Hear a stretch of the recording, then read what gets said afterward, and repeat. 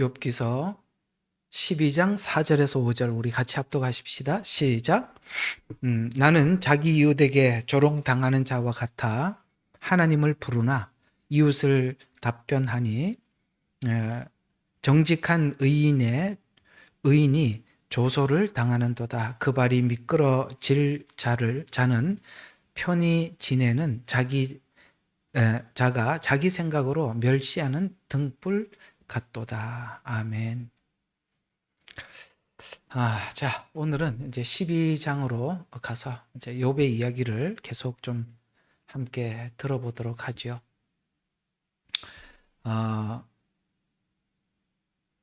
욥이 이렇게 이야기를 하죠. 자, 2절을 한번 보시면 틀림없이 너희만 사람이여 지혜가 너희에게 함께 죽는구나. 그러나 나에게도 너희 같은 명철이 있으며 나도 너희보다 못하지 아니하니 정녕 그 같은 일을 누가 알지 못하겠느냐. 자, 너희만 사람이요 지혜가 너희와 함께 죽겠구나. 무슨 말이냐? 참 똑똑하다. 우리가 얘기하다 보면 너 잘났어.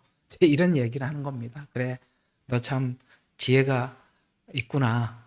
그래서 만약에 너희가 죽으면 지혜도 죽는 것 같아. 네가 무슨 지혜의 최고봉이냐?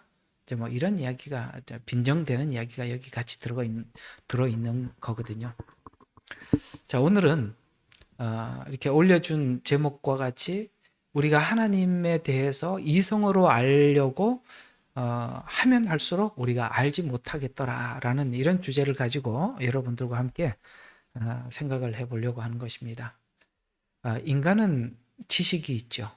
뭘 보고 판단할 수 있고 분석할 능력이 있습니다. 하나님께서 인간을 그렇게 창조하셔서 인간은 그런 차원에서 연구를 하기도 하고 뭔가 짐승의 세계에서는 상상할 수 없는 어떤 것을 만들어내죠. 이런 것처럼 인간은 모든 상황을 보고 연구할 수 있는 지혜, 지식 뭐 이런 걸 주셨습니다. 통찰력 이런 걸 주었죠. 근데 이제 우리가 성경을 받고 하나님에 대해서 우리가 소개를 받지 않습니까? 그러다 보면 우리가 성경을 통해서 하나님에 대해서 이렇게 우리가 연구할 수 있는 지식, 그러니까 우리가 이렇게 판단을 할 수 있으니까 연구할 수 있는 인간에게는 그 지식이라는 기본 실력이 있지 않습니까? 이걸 이제 성경을 통해서 우리 인간이 하나님이 이러이러한 분일 거다라고 이제 정리를 하는 것을 시도했죠. 그게 이제 우리가 흔히 말하는 신학 발전사입니다. 신학이라는 것도 지금은 우리가 여러 가지 신학 서적들이 있고 주석이 있고 나름대로 이제 하나님에 대해서 분석해서 성경 전체를 조합해서 우리가 가지고 그걸 이제 기반으로 우리가 성경도 보지만은 그런 것을 기반으로 해서 우리가 성경을 좀 더 폭넓게 볼 수 있는 시야를 갖게 하죠. 이제 이것이 이제 신학의 발전사인데, 그럼 우리 한번 봅시다.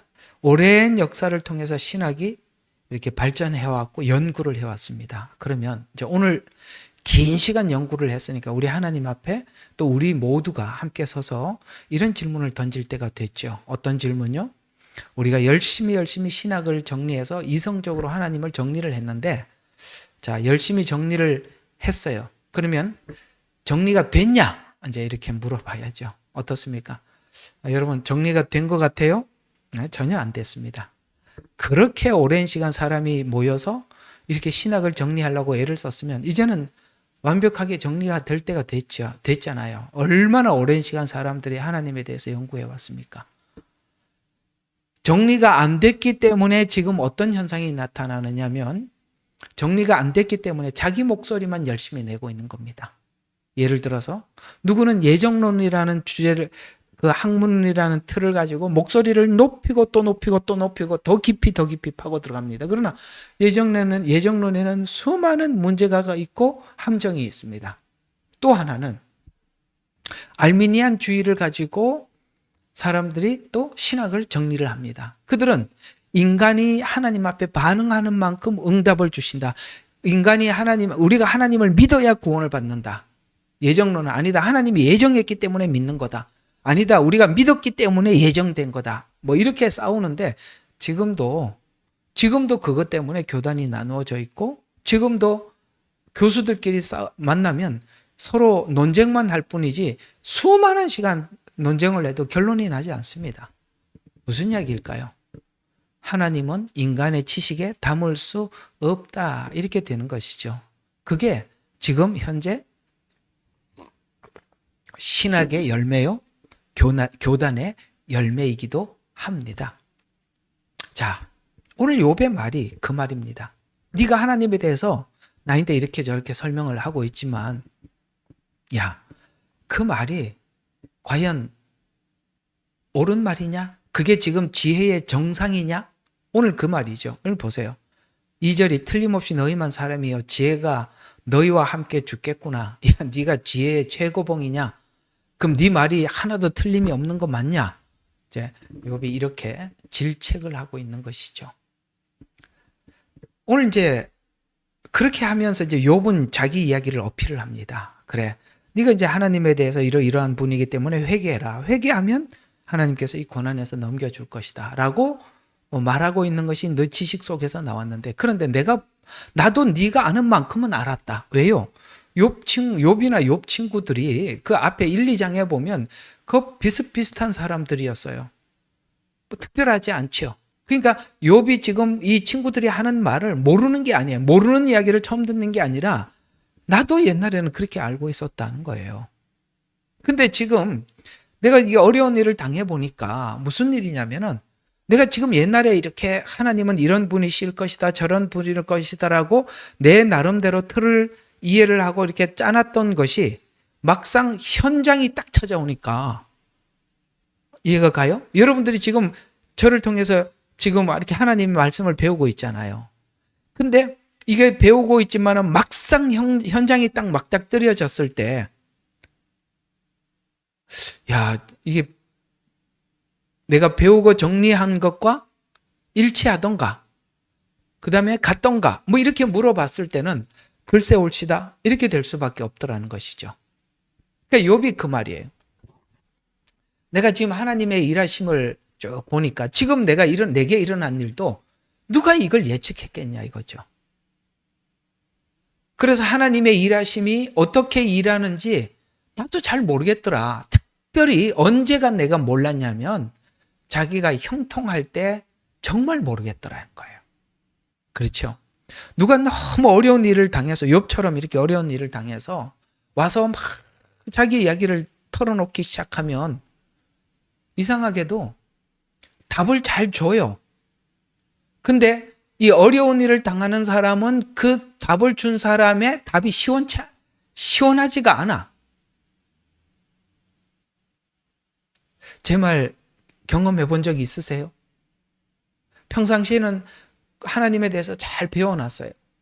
근데 막상 내가 그 일을 딱 닥치고 보니까 이게 지금 뭐지? 이렇게 했지. 야, 내가 배웠던 그거구나 라고 이렇게 탁 잡히는 것도 아니고, 또 하나는 내가 편안한 일상을 보내고 있는데 누가 굉장히 욥처럼 이렇게 어려운 일을 당한 사람이 내게 와서 물었어.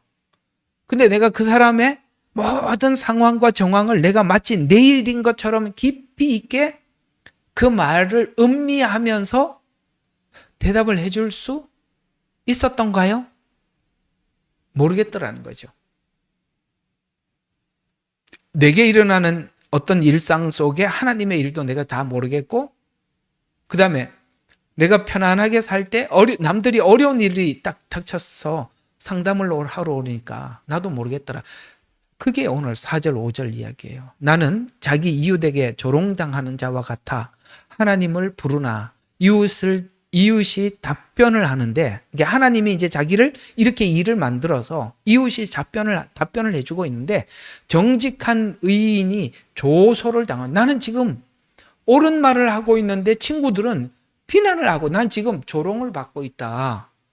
야, 나도 옛날에 누가 어려운 사람들이 왔을 때 나에게 상담을 했을 때 욥이 지금 이걸 겪고 난 뒤에는 달라지겠지만 그때 물어왔을 때, 야, 내가 대답했던 것들이 마치 내가 지금 현재 느끼는 것처럼 이런 느낌으로 내 이야기를 들었겠구나. 아이고, 창피해라. 그때 내가 답을 줬던 게 얼마나 무기력하고 그 사람이 듣기에 얼마나 기가 막혔을까. 이제 이렇게 생각을 하고 있는 거죠. 아멘도 안 하네. 이게 안 해본 사람들처럼.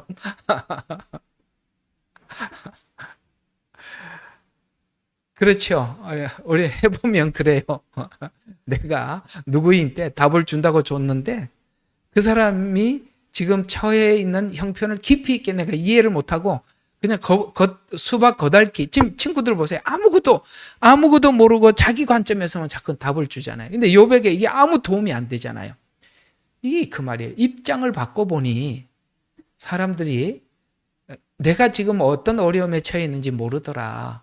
내가 어려움을 당해보니까 사실 답이 없더라. 라고 이야기를 해서 오늘 이 본문 12장에는 욥이 이제 이런 얘기를 풀어가고 있는 것이 이게 지금 다 우리가 신앙이 자라는 과정 속에서 넘어가야 되는 문제들이거든요. 오늘 12장이 그런 이야기입니다. 이젠 이것도 모르겠더라. 자, 잠시 우리가 뭔가를 지금 어려운 일이 있어. 그러면 하나님 기분을 살짝 맞춰줘서 만약에 하나님께서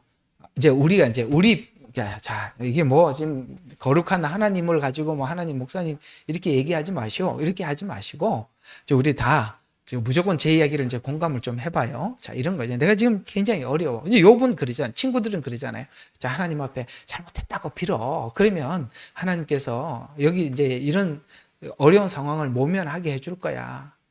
하나님께서 이제 이 상황을 이렇게 넘겨줄 거야. 라고 이제 이렇게 제안을 했어요. 그럼 만약에 욥 친구들의 이야기를 듣고 하나님 내가 뭔지는 잘 모르겠지만 잘못했습니다. 용서해 주시고 전 너무 힘드니까 혹시나 이게 무슨 죄에 대한 징벌이라면 하나님 내가 잘못했으니까 잘 용서해 주시고 좀 이 어려움에서 좀 회복시켜 주세요. 라고 기도를 했어. 예를 들어서 친구들 말 들었고. 그런데 하나님이 기분이 좋아서 이제 이야기는 없는 겁니다만 어쨌든 우리 이야기끼리 한번 해봅시다. 하나님 기분이 좋아서 그래 이게 딱 그래 해결을 해줬어. 이게 어려운 형편에서 하나님이 형통하게 해줬어요.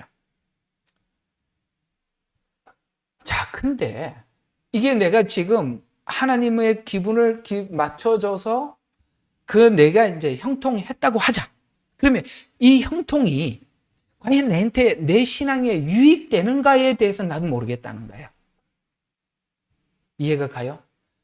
내가 지금 하나님 앞에 잘못했다고 해서 하나님께서 이 어려운 상황을 해결해 주셨어.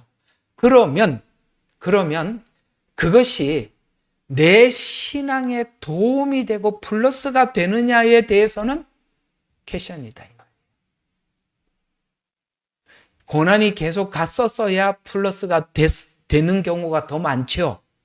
거기서 풀어지는 바람에 거기서 끝나는 바람에 우리는 엉터리가 꼬여버리더라는 거예요. 지금 욥 이야기가 그거예요. 내가 하나님의 기분을 맞춰줘서 형통하면 그 형통이 내게 플러스가 되었는지는 미지수다. 그러니 하나님이 이거를 끌고 갈지 지금 여기서 멈춰야 할지는 우리가 하나님은 이런 분이니까 가서 회개해서 이 상황을 없애라라고 네가 만든 틀, 하나님에 대한 아까 말하는 신학, 그걸 가지고 대입을 하지 말라. 왜? 하나님은 우리 머릿속에 하나님을 담고 정해놓고 하나님이 이런 분일 거야 라고 거기다가 계속 적용을 시켜봤더니 안 맞더라. 회개했는데도 고난이 계속되는 사람이 있고 회개를 안 했는데도 넘어가는 사람들이 있더라. 그리고 우리는 회개하면 넘어간다가 우리 공식인데 그 공식과 상관이 없더라는 거예요. 왜냐하면 인간이 세운 기준의 행복과 불행이 희한하더라는 거야. 희한하다는 말, 이게 뭐 표준어를 잘 몰라서 그러는데요. 어쨌든 희한하더라. 한번 보자. 오늘 6절을 이제 한번, 12장이 그 얘기, 6절을 한번 보세요. 강도들의 장막이 번성하며, 여러분 강도들의 장막이 잘 돼야 돼요, 안 돼야 돼요? 지금 강도들이 잘 된다 이런 얘기거든요. 강도가 잘 돼야 돼요, 안 돼야 돼요? 안 돼야 되잖아요. 그런데 이상하게도 강도들의 장막이 번성하며 하나님을 진노케 하는 자들은 하나님 앞에 진노를 받아야 되는데 어때요? 평안하니 하나님께서 그들의 손에 풍성하게 가져다 주심이라. 어때요? 지금 욥 친구들대로라면 잘못하면 벌을 받아야 되는데 잘못하는 놈들이 강도, 하나님의 진노케 하는, 막 하나님이 막 분노를 낼 만한 일만 골라서 하는 사람들이 도리어 번성하거나 평안하고, 하나님께서 그들의 손을 풍성해 가자. 그러니까 우리가 짜놓은 틀, 하나님은 이런 분이니까 잘하는 사람들에게는 많이 주셔야 되고 잘못하는 사람 벌을 주셔야 되는데 그 법칙이 깨지더라는 거예요. 이상하죠? 나쁜 놈들은 어쩌면 그렇게 잘 풀려. 이사를 가면 화장지를 들고 가는데 그 화장지도 얼마나 그런지 잘 풀리는 집 이렇게 가지고 들고 가지 않습니까? 잘 돼. 이 6절이 그 말이에요. 그러니까 하나님 없는 강도들이 더 평안하게 살더라. 하나님이 그들에게 이상하게 복을 주시더라. 풍성하게 주시더라. 신앙적 신념이 올바른 우리들, 그러니까 신앙적 신념이 올바르게 사는 것보다 우리가 지금 그런 증거들은 널려 있더라. 우리 주변에 옆에도 보면 아유 저 사람 나쁜 놈인데 너무 잘 돼. 근데 저 사람은 저렇게 주님께 매달리는데 지질이 저렇게 어떻게 평생을 저렇게 사나. 이런 사람들이 우리 주변에 있어요, 없어요? 이쪽으로 봐도 있고 저쪽으로 봐도 있어요. 신앙생활 잘하면 다 복을 받고 신앙생활 악하면 하나님 앞에 진노를 받을까? 안 그렇다라는 거예요. 그래서 지금 이런 얘기가 돼요. 이상하게 야가 빠지게 사는 사람들, 그러니까 이렇게 표현하면 금방 알아듣겠죠? 야가 빠지게 사는 사람들이 더 복을 받는 것 같더라. 바르게 살려고 하는 사람들도, 바르게 살려고 하는 자들도 야가 빠지게 살아 형통한 삶을 살고 싶어 하는 유혹을 받더라. 그게 현실이더라. 이해가 가요? 나는 지금 하나님 앞에 원칙을 지키고 사는데 원칙을 지키고 살다 보니 뭡니까? 거짓말도 못하겠고 한 번만 거짓말하면 많은 걸 움켜쥘 수 있는데도 그것도 못해. 그래서 그걸 솔직하게 얘기했더니 다 뺏기고, 저놈들은 남들 속여가지고 남의 것 착복해갖고 배부르게 살고, 그래서 이렇게 양쪽을 보니까 야 이상하다. 야 우리가 하나님 말씀을 따라서 사는 것이 내가 옳다고 생각하고 그렇게 계속 살아왔는데 저 사람들은 한 번만 살짝 하니까 자기 주머니 이렇게 두둑하게 생기는 거 보니까 나도 한 번만 저 사람들처럼 저렇게 살면 안 될까? 라는 유혹을 받고 살더라. 이 얘기예요. 아니 오늘은 왜 아무도 대답을 안 하세요? 맞아 안 맞아요? 그래야 오늘 얘기가 풀려 넘어가잖아요. 그런 일들이 많고 나도 그런 유혹이 있더라. 그래서 이런 이야기입니다. 형통할 때, 그러니까 이런 이야기가 되는데요. 너희의 말들과 같이 잘하면 복을 받는 것이 아니라 이상하게 요령을 부려야 복을 받는 것 같이 내 눈에는 그렇게 보이더라. 그런 증거들이 하여튼 증거가 내 주변에 널려 있더라. 그 증거를 또 갖다 대요. 자, 아까는 이제 사람들이에요. 강도, 하나님을 진노케 하는 자, 이런 사람들이 풍성하게 됐는데 또 자연을 보니까 그렇더라. 7절, 8절이. 자, 그러나 이제 짐승들에게 물어보라. 그들이 너를 가르치리라. 그들이 너희들에게 내가 금방 했던 말을 증언해 줄 거다. 실제 보니까 공중의 새들에게 물어봐라.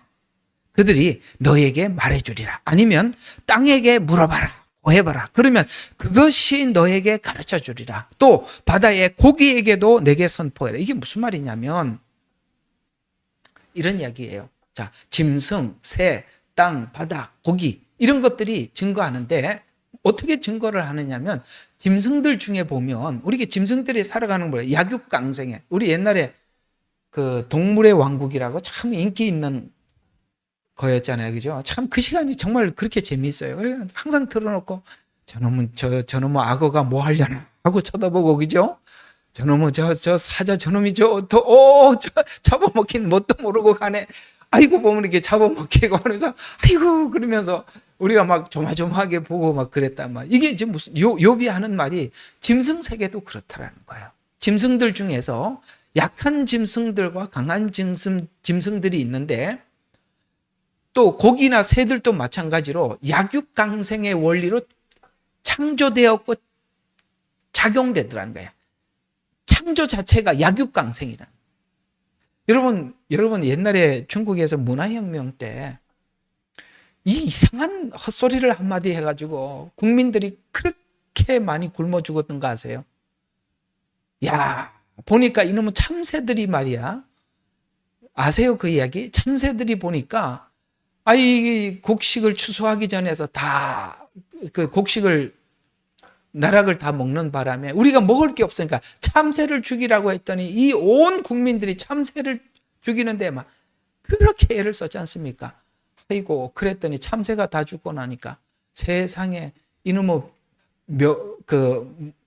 벼가 병충해를 하는 그 벌레들이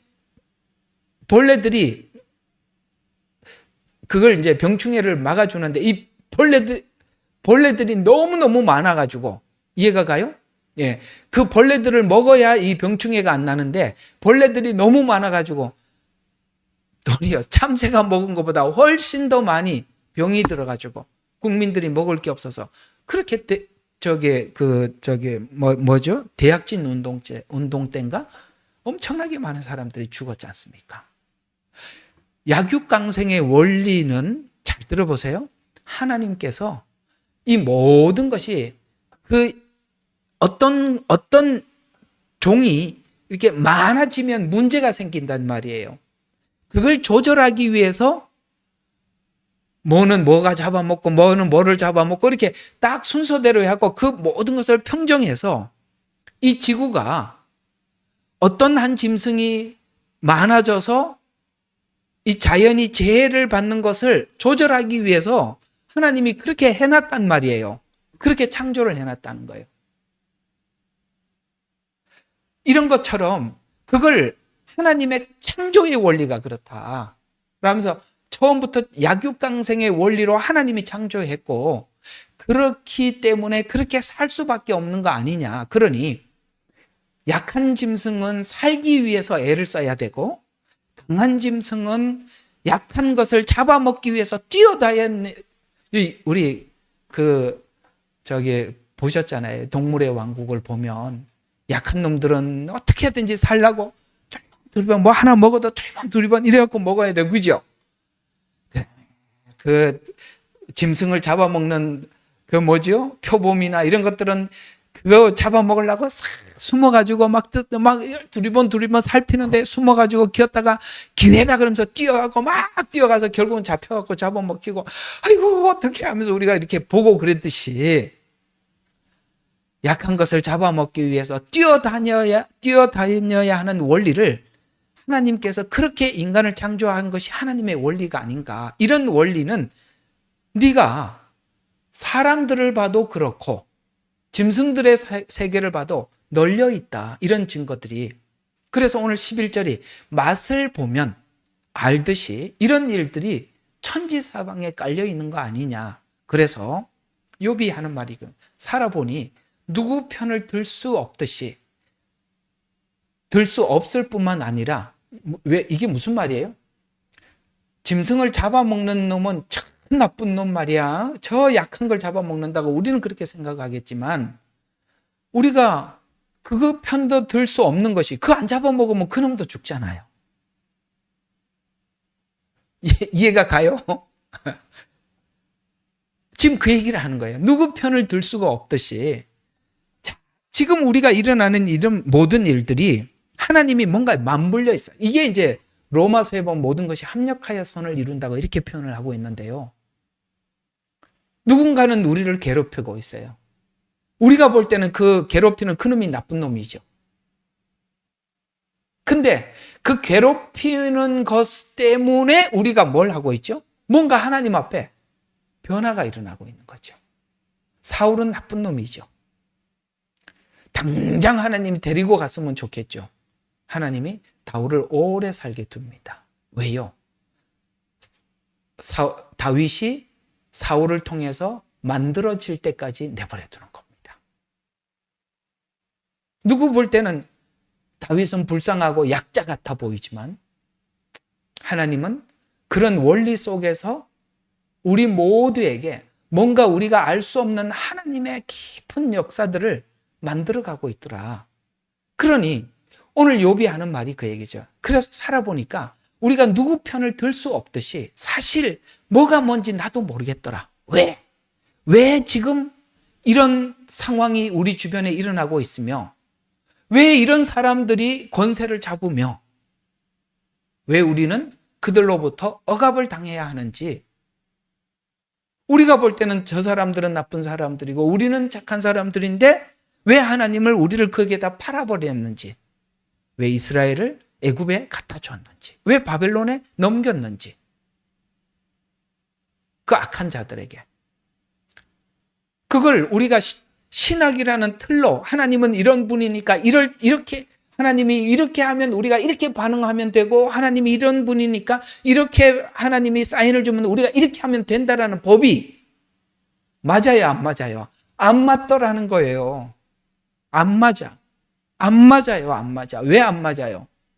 하나님은 우리가 볼 수 없는 어떤 문제들을 우리가 각자가 가지고 있기 때문에 우리 눈에는 그 사람이 선해 보여도 하나님이 보실 때는 어떤지를 하나님은 그 중심을 보고 계시니까 우리가 볼 때 선해 보여도 그 안에 다루어야 될 문제가 있으니 하나님께서 어떤 악한 자들을 통해서 악한 일을 통해서 그를 쓰셔야 하는 일들도 있더라. 그러니 우리가 가지고 있는 신학이라는 틀은 전혀 맞지가 않더라. 이렇게 얘기를 하고 있는 것입니다. 또 하나가 이런 이야기가 나오는 거예요. 12절에 보면 나이가 들수록 지혜가 생기는 것은 사실이다.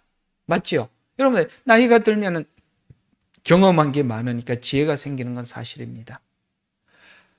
오늘 여기 주제처럼 이성적으로 지혜가 이성적으로 알려고 하면 할수록 모르겠더라. 이상하죠? 우리가 이성적으로 하나님을 정리하려고 하면 할수록 알 수가 없어요. 하나님, 그러니까 정말 몰라요. 그래서 결국 생긴 지혜가 결국 하나님이 모두 그러니까 결국 하나님의 지혜에서 모든 지혜가 나오고 그 모든 지혜의 소관, 그걸 이렇게 할 건가 저렇게 할 건가는 판단은 하나님만 하시더라. 그래서 이 하나님의 지혜가 얼마나 오묘막축한지, 이 오묘막축하다는 말은 너무 깊고 신비해서 예측하기 어렵다는 거예요. 그래서 어려워서 뭐가 잘된 것이고 뭐가 잘못된 것인지 우리 눈으로 너희들이 보는 것, 그러니까 지금 친구들이 보고 있는 것은 전혀 안 맞단 말이에요. 그러니까 뭐가 뭔지 우리가 모르겠더라. 그래서 누가 맞는지 누가 틀린지도 모르겠더라. 왜냐하면 하나님은 우리가 정해놓은 틀, 신학이라는 틀을 넘어서 역사를 하니까. 그래서 오늘 13절부터 이렇게 이야기되는 거예요. 지혜와 능력이 그분에게 있고 계략과 명철도 그분에게 있었어. 아멘. 자, 이게 모든 것이 누구에게로 가고 있습니까? 그분에게로 가더라는 거예요. 지혜도 그분, 명철도 그분. 그러니까 우리가 지혜와 명철의 최고봉은 뭐냐면 하나님께서 여러분에게 하신 어떤 일들에 대해서 아멘 하고 받는 게 최고의 지혜라 이 말이에요.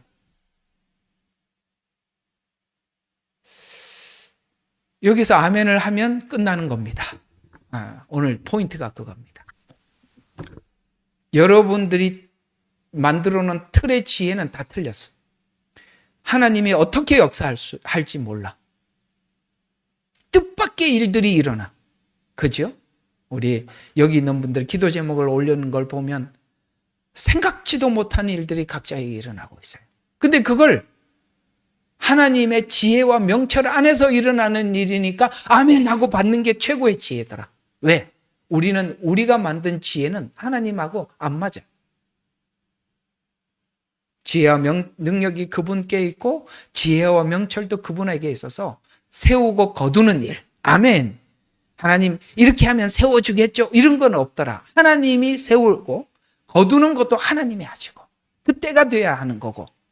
이해가 가요? 심는 때가 있고 거두는 때가 있고 모든 것이 하나님의 시간에 있고 그 다음에 15절에 보면은 물을 거두고 마르게 해서 땅을 뒤집는 일도 하나님이 하시더라. 이와 같이 세상의 모든 일들을 그분의 능력과 지혜 속에서 참 신기하죠.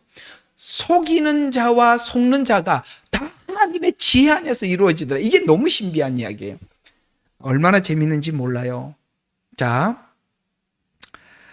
속이는 자와 속는 자, 이게 무슨 뜻이냐면, 우리 본문을 보고 설명하면 너무 복잡하고 그냥 설명을 해드릴게요. 이게 무슨 뜻이냐면, 이게 나라가 흥망성쇠도 그렇다라는 거예요. 흥망성쇠, 흥하고 망하고 성공하고 쇠하는 이런 말이거든요.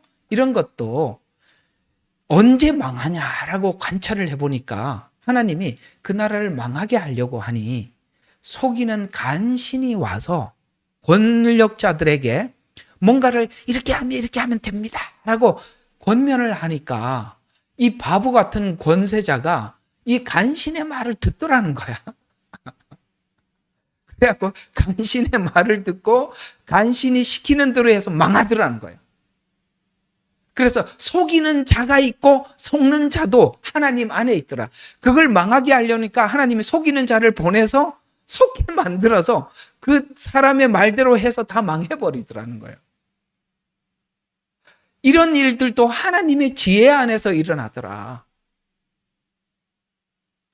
그래서 일으켜 세우기도 하는 일들, 망하게도 하고 일으켜 세우게 하는 일들을 하나님의 능력과 지혜 안에서 이루어지는 일이더라. 여러분, 이게 너무 신기하지 않으세요? 왜 망한다고 생각합니까? 성경은 불신자들이 하나님의 말씀을 듣지 못하는 것에 대해서 이렇게 얘기합니다. 그들이 하나님을 거부하기 때문에 하나님이 믿지 않는 사람을 보내서 믿지 못하도록 그렇게 해서 안 믿어진더래요. 바울이 그러잖아요. 그들이 내 말을 믿지 아니하면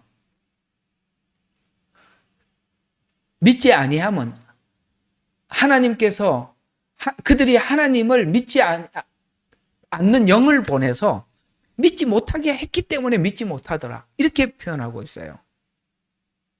그러면 왜 하나님의 말씀이 들리느냐? 이런 게 다 신비로운 일들이라는 거예요. 그러니까 여러분들도 지금 하나님의 말씀이 보이고 들린다? 이건 너무 신비한 일이에요. 이게 다 하나님 안에 있어 있더라는 거예요. 속이는 자를 보내서 속는 것도 하나님 안에서 이루어지더라. 이렇게 말을 하고 있잖아요.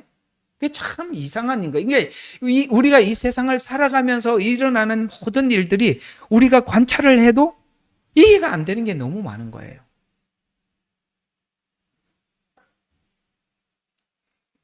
그래서 인간의 지혜가 이렇게 얕은 지혜인데 오늘 여기 이제 얘기잖아. 네가 죽으면 지혜도 죽겠구나 하면서 지금 하는 말이 그 얘기죠. 뭐? 인간의 지혜가 이렇게 얕은 지혜인데 네가 몇 개 아는 지식으로 나를 설득하려고?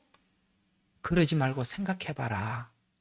라고 하면서 이제 이거 오늘 분명히 다 못할 것 같아. 한 10개가 되거든요. 참 여기까지 오는데도 시간이 꽤 걸리네. 항상 저는 이렇게 설교 준비를 해놓고 후회를 합니다. 왜 이렇게 많이 준비를 했나? 항상 다 못하고 끝나는. 자, 몇 가지만이라도 한번 해보겠습니다. 이제 욥이 하는 말이 그거예요. 야, 네가 지금 몇 가지 아는 지식을 가지고 나를 설득해서 이렇게 하려고 하는 거. 야, 네가 지금 말하는 법칙이 맞냐? 아니지 않냐? 우리가 지금 주변에 봐라. 사람들도 악한 사람들이 잘 되기도 하고 정말 정직한 사람들의 지실이 고생하고 강한 짐승이 약자를 잡아먹고 이게 뭐 누가 사자로 태어나고 누구나 생각해봐요. 태어나 보니까 내가 사자로 태어났으면 좋았을 텐데. 그러면서 사슴이 말하지 않겠어요? 나는 왜 풀만 뜯어먹고 사냐? 그리고 저놈들인데 맨날 경계하고 무섭게 덜덜덜 떨고 살아야 되고 언제 덮칠지 모르는 이 두려운 인생은 아니지. 사슴의 생애를 이렇게 살아야 하나 뭐 이렇게 하듯 여러분들도 마찬가지 아니겠어요?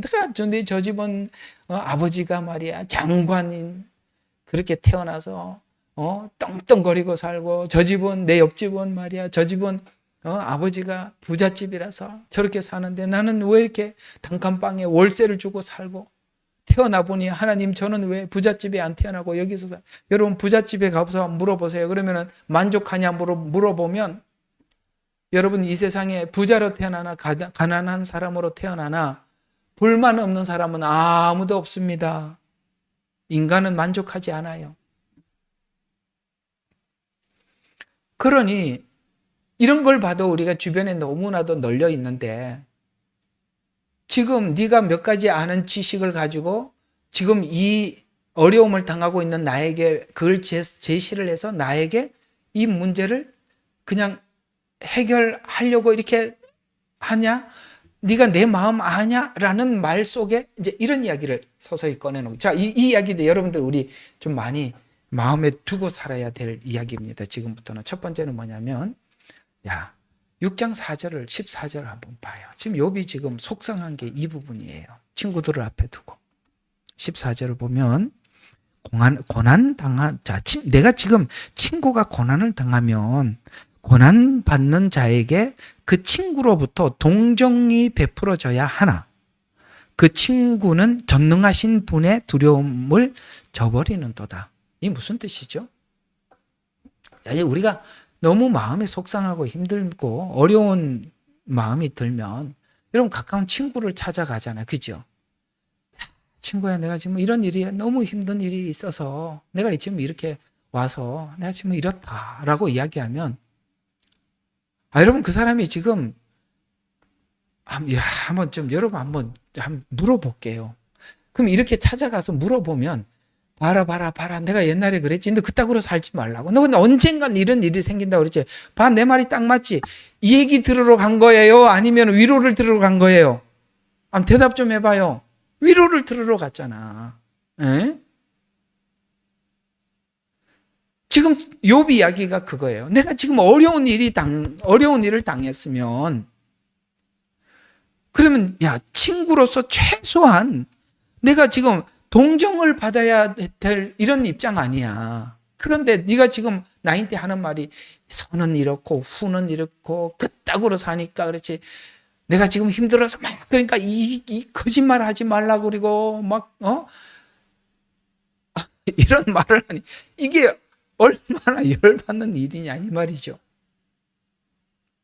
우리가 잘못을 지적하는 자리에 잘못을 지적해서 여러분 우리가 관계가 회복되는 것은 아닙니다. 아시겠어요? 내가 입 바른 소리를 한다고 관계가 좋아지는 게 아니라 오늘 욥이 하는 말이 내가 지금 이렇게 악창이 나서 이 고통을 당하고 모든 재산을 빼앗기고 부인도 떠나가고 자식도 죽었으면 위로를 받아야 되는데 너는 어떻게 최소한 친구로서 신의도 없냐 이 말이에요. 신의도. 에?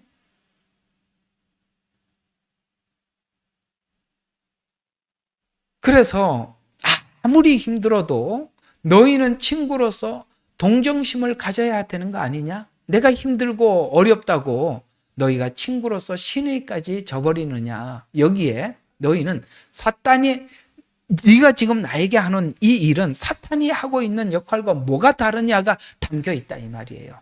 예? 우리 사모님이 어느 날 갑자기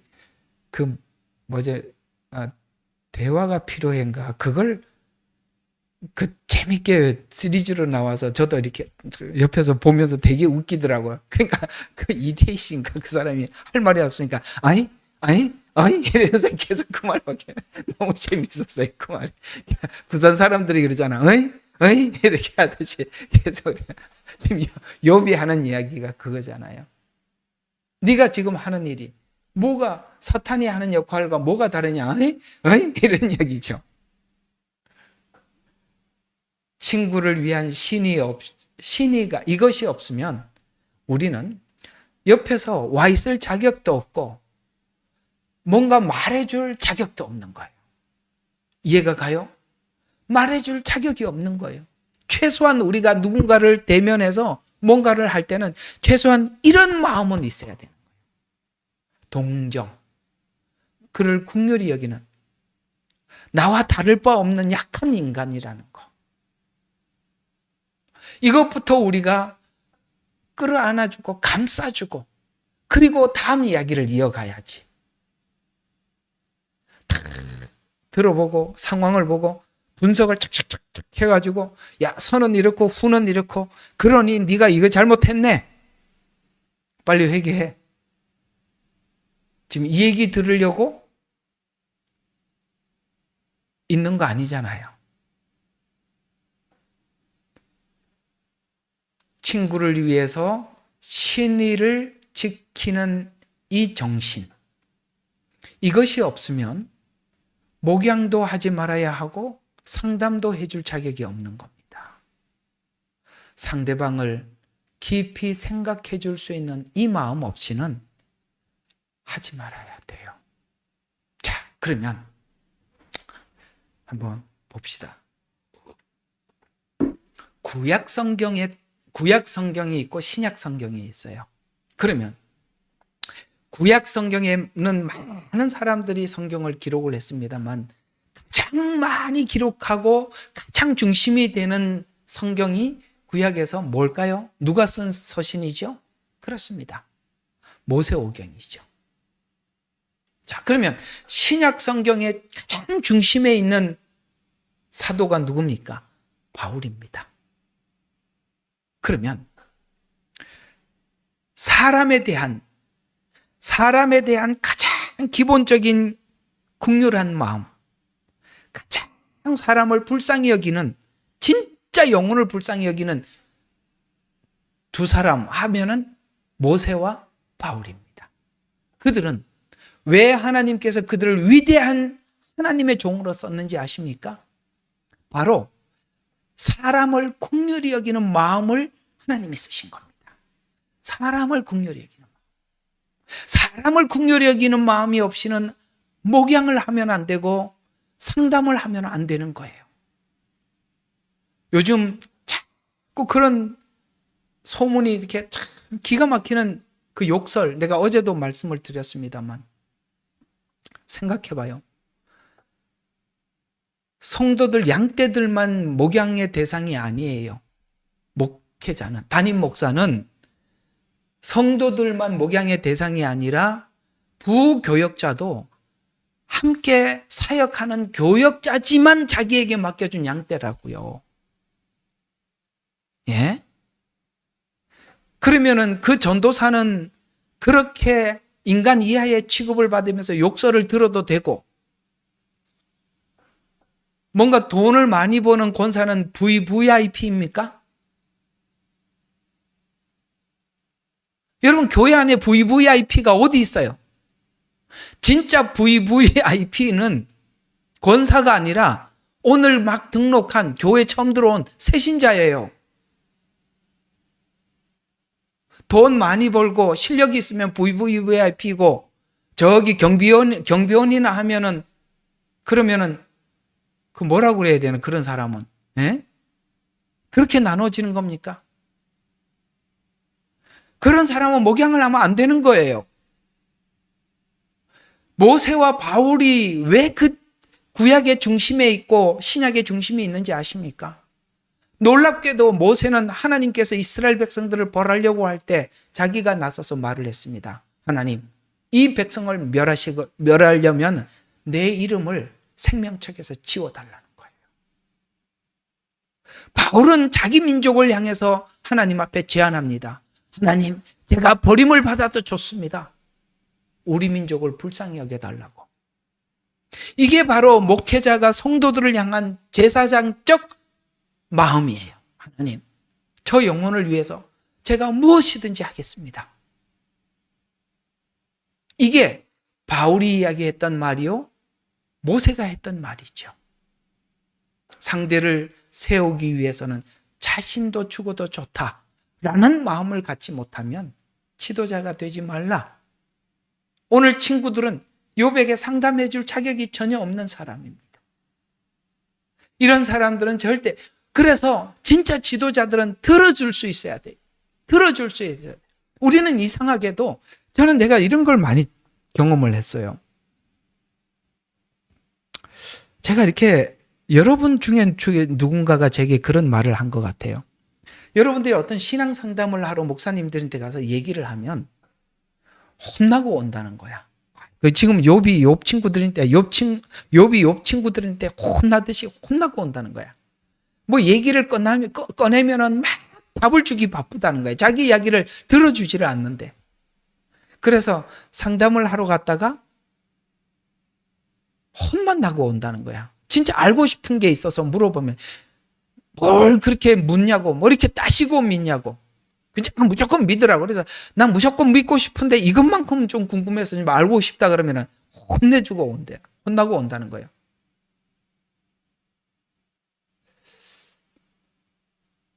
야고보서 1장 19절에 이렇게 말씀을 하고 있습니다. 하나님 앞에 있는 경건은 듣기는 빨리 하고 말하기는 더디하고 성내는 것도 더디해라. 이렇게 말하고 있습니다. 진짜 지도자는요, 상대방의 어려운 이야기들을 들어줄 수 있어야 되고, 그걸 왜 그렇게 고민을 깊이 할까?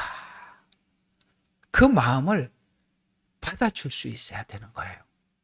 그 마음이 모세에게 있고 바울에게 있어서 하나님은 정말 하나님이 사랑하는 양떼들을 향해서 그런 진정성을 가진 마음을 가지고 있었던 모세와 바울을 구약의 중심에, 신약의 중심에 세운 거예요.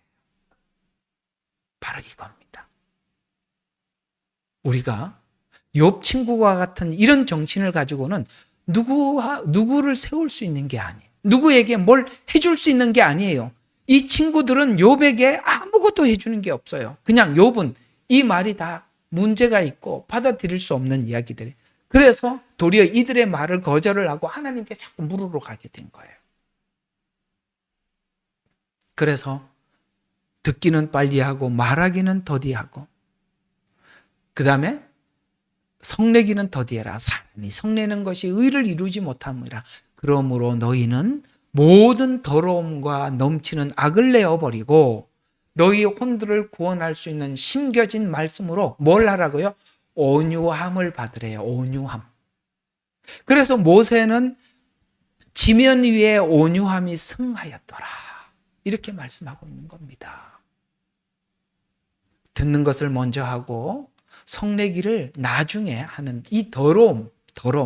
왜 우리가 남의 이야기를 듣지 못하고 다른 사람 이야기를 들으면 성이 나고 화가 나는지 아십니까? 너무나도 자기중심적이고 너무나도 이기적이기 때문에 남을 배려하고 남의 이야기를 들을 만한 여유가 없는 거예요. 여유가 없어. 만나면 가르치기만 하려고 하고. 우리가 상대 입장에서 말하고 생각하라는 말입니다. 바로 이런 경건을 완성한 사람이 모세요? 바울이었다라고 말씀하고 있는 것입니다.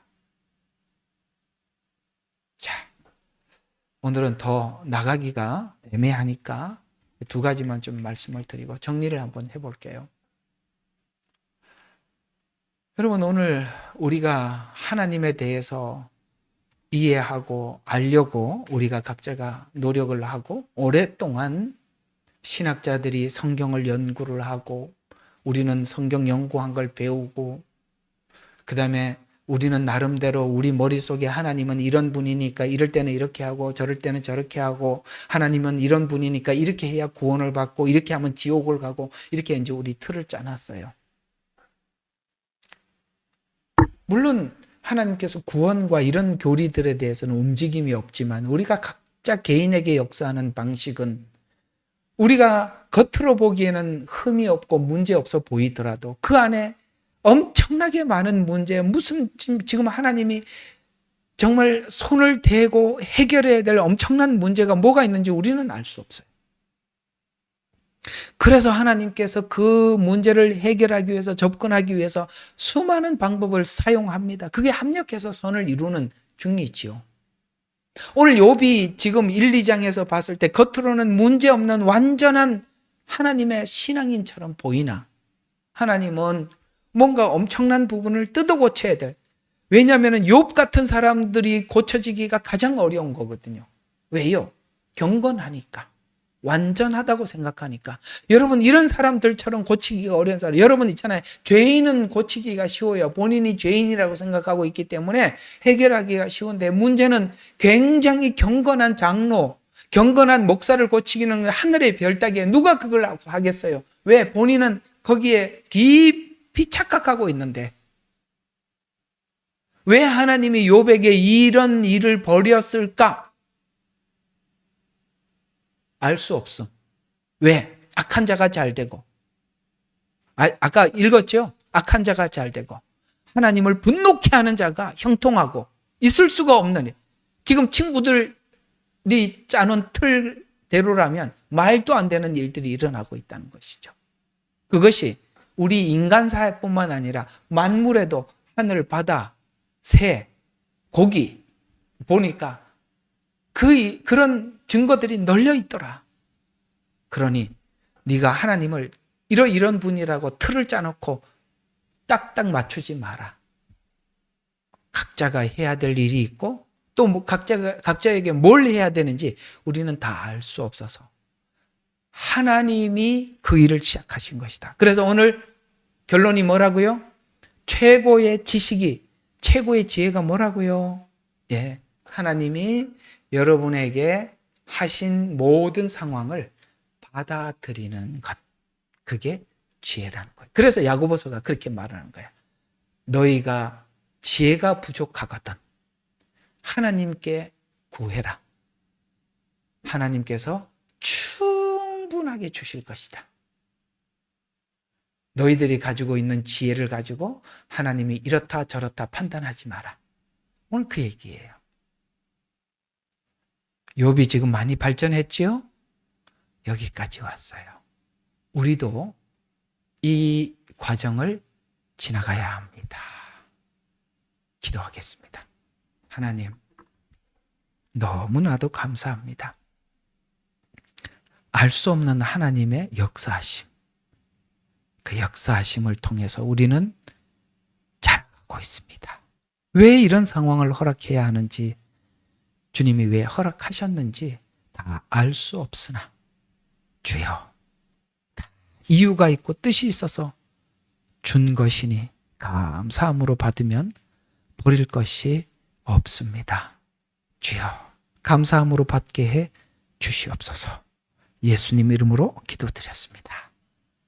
예레미야의 눈물은 시대에 맞는 말씀 선포와 변질되지 않은 순수 복음을 외치고 있습니다. 함께 연결되어 하나님께 예배드리며 이 마지막 때에 하나님께 쓰임받길 원하시는 분은 카카오 채널로 연락 주시면 연락드리도록 하겠습니다. 고정 댓글에 채널 경고와 착제에 대비한 예비 채널과 제2채널 링크를 올렸습니다. 이 채널 또한 구독 부탁드리겠습니다. 감사합니다.